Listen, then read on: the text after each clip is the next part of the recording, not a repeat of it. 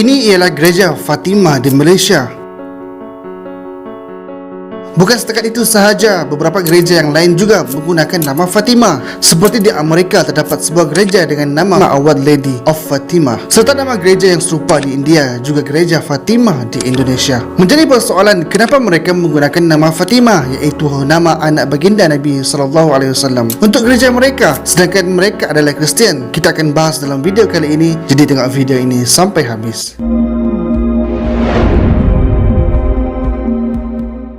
Assalamualaikum warahmatullahi wabarakatuh. Sahabat semua, apa khabar? Semoga sehat selalu dan dipermudahkan dalam segala urusan. Bagi yang belum subscribe, saya Hashim. Bagi yang dah subscribe, terima kasih.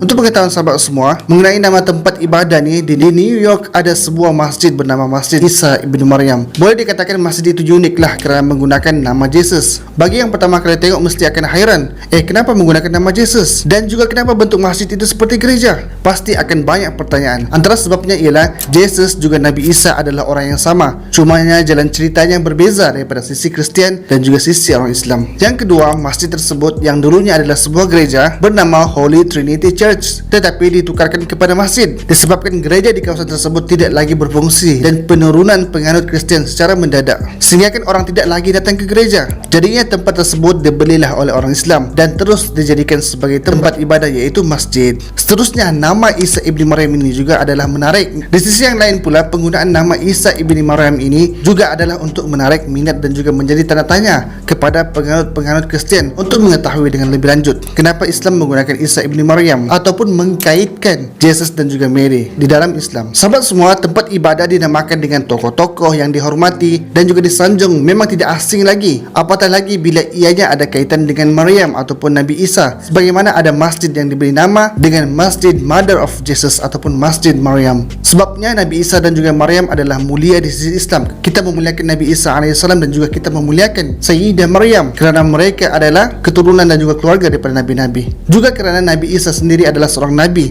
yang Allah berikan pelbagai mukjizat, dan juga Maryam adalah hamba Allah yang diberikan kelebihan juga, sebagaimana banyak diceritakan dalam kisah-kisah. Tetapi di sisi penganut Kristian pula, Nabi Isa bukanlah lagi pesuruh, malah dijadikan Tuhan dan disembah, termasuklah juga Maryam, sehinggalah didirikan patung bagi kedua-dua mereka.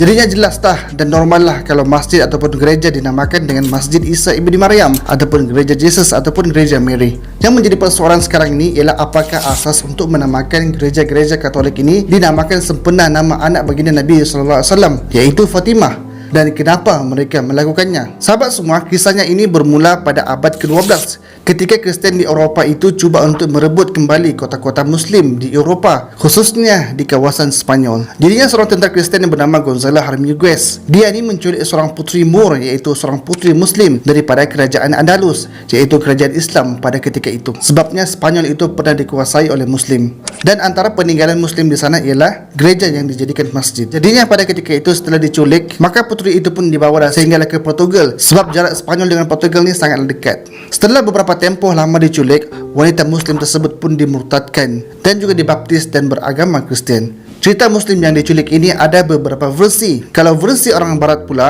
wanita itu diceritakan jatuh hati dengan lelaki yang menculiknya, bercinta dan kemudiannya murtad. Dan wanita inilah yang bernama Fatimah, yang mana nama Fatimah itu diambil ataupun digunakan atas kecintaan kepada zuriat baginda Nabi SAW oleh Raja Andalusia pada ketika itu.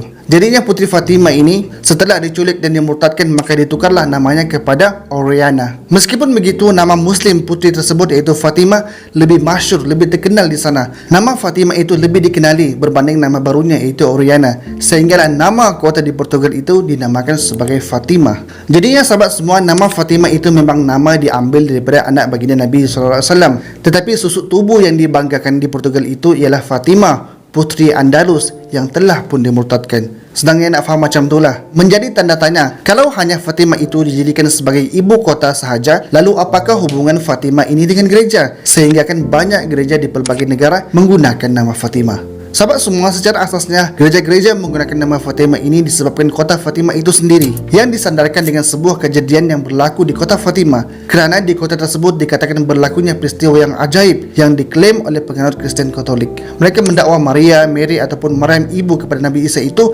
memperlihatkan dirinya, menjelmakan dirinya di kota Fatimah, ataupun disebut dengan peristiwa Mariam Apparition ataupun penjelmaan Maria. Kejadian itu berlaku pada 1917 pada bulan Mei, di mana ada 3 anak penggembala yang bernama Lucas, Francisco dan Jacinta itu mengaku melihat penjelmaan Maria di hadapan mereka.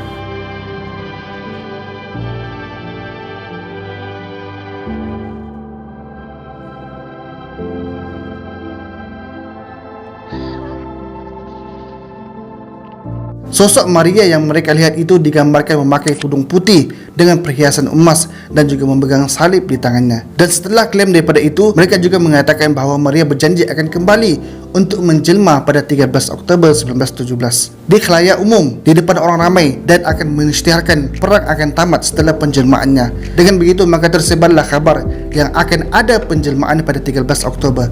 Makanya berkumpullah orang ramai daripada pelbagai kawasan memenuhi kota Fatimah yang dianggarkan hampir 100,000 lebih. Mereka percaya akan benar-benar penjelmaan Maria mengikut ramalan yang diungkapkan oleh 3 penggembala tadi. Jadinya setelah mereka menunggu dengan pelbagai reaksi, maka pada ketika itu cuaca pun gerimis dan hujan pun turun. Dan menurut beberapa saksi, setelah hujan dah reda dan matahari pun muncul di sebalik awan, mereka melihat matahari seolah-olah berputar mendekati bumi. Daripada ribuan orang yang datang itu, sisi pandang mereka berbeza-beza, kerana ada yang mengatakan matahari menari-nari, ada yang mengatakan matahari dihiasi oleh warna-warni, kalau sekarang kita sebut pelangi lah. Bahkan ada juga mengatakan tidak melihat dan tidak merasakan apa-apa pun yang berlaku pada ketika itu. Tetapi peristiwa itu dah pun dianggap satu keajaiban, sehingga kan pada tahun 1930 kota Fatimah diiktiraf sebagai satu kota mukjizat disebabkan penjelmaan Maria. Sahabat semua, di sisi lain sebenarnya kejadian itu mengikut saintis ia hanyalah fenomena alam yang biasa terjadi dalam 10 minit,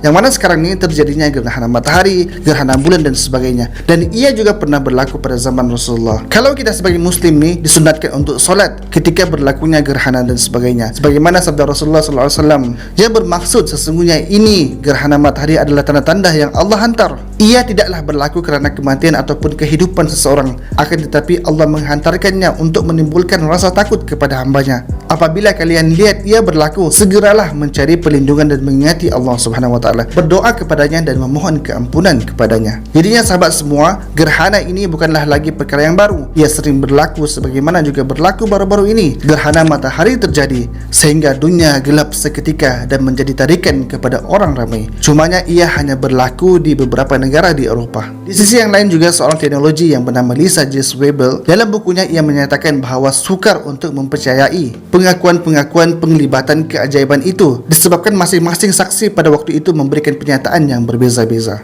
Kiranya saksi pada waktu itu tidak sepakatlah. Yang mengecewakan lagi adalah pada hari itu yang seharusnya mereka lihat ialah penjelmaan Maria sebagaimana yang dijanjikan, tetapi ianya tidak pula berlaku. Mereka hanya melihat matahari sahaja. Juga setelah peristiwa itu, peperangan masih juga berlaku dan berterusan.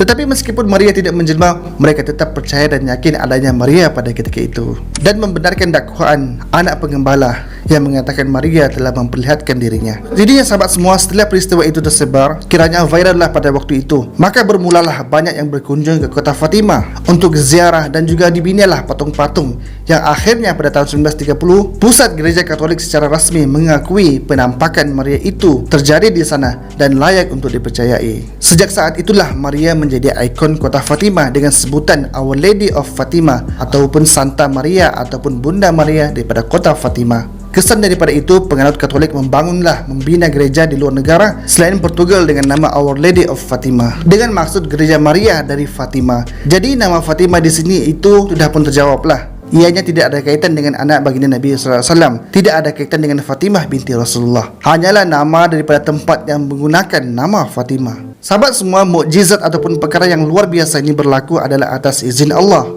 Dan para nabi dan rasul itu Allah berikan kelebihan dengan mukjizat, yaitu kejadian hal-hal yang di luar akal fikir manusia biasa seperti kita. Juga karomah kelebihan diberikan kepada orang-orang soleh. Adapun istidraj kelebihan juga ianya diberikan kepada orang-orang yang ingkar kepada Allah. Hari ini ada ramai orang juga mengakui punya kelebihan dan boleh melakukan hal-hal yang luar biasa. seperti boleh bercakap dengan malaikat, boleh bercakap dengan langit dan sebagainya. Tetapi ianya digunakan untuk mempengaruhi dan juga mengambil kesempatan kepada orang ramai demi keuntungan. Sebagai kesimpulan, sahabat semua, dalam dunia ini terdapat banyak hal-hal yang baru bagi kita, juga hal yang kita tidak ketahui disebabkan kurangnya ilmu pengetahuan kita sendiri. Apatah lagi ilmu Allah yang maha luas ini. Terasa kerdilnya kita.